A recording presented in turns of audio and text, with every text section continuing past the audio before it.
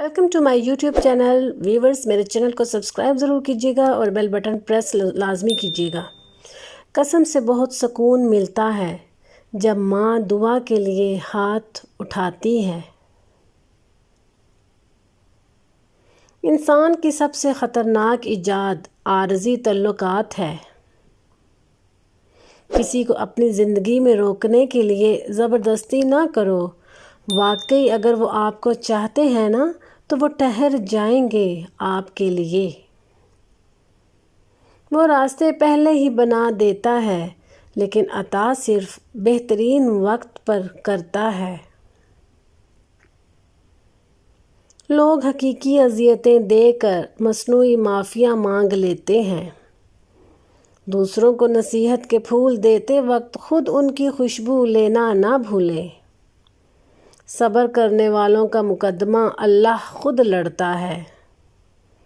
यहाँ हर शख्स ये साबित करने की कोशिश में लगा हुआ है कि मैं तुमसे बेहतर हूँ।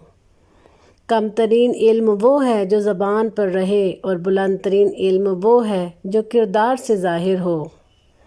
सिर्फ इंसान होना काफ़ी नहीं है, इंसान के अंदर इंसानियत का होना भी ज़रूरी है। बूढ़े लोग बीमारी से नहीं, अकेलेपन और तन्हाई से डरते हैं। जो इंसान अपनी किस्मत पर खुश है, दर हकीकत वही खुशकिस्मत है। सुकून का एहसास माँ की मोहब्बत में है। इंसान बहुत खुदगर्ज है, पसंद करे तो बुराई नहीं देखता और नफ़रत करे तो अच्छाई नहीं देखता। मज़बूत बने, मज़बूत रहे, आंसू सिर्फ जाए नमाज पर अच्छे लगते हैं। लफ्ज़ों का इस्तेमाल हिफाजत से करना चाहिए, ये हमारी परवरिश का बेहतरीन सबूत होते हैं। हर दर्द सबक देता है और हर सबक इंसान को बदल देता है।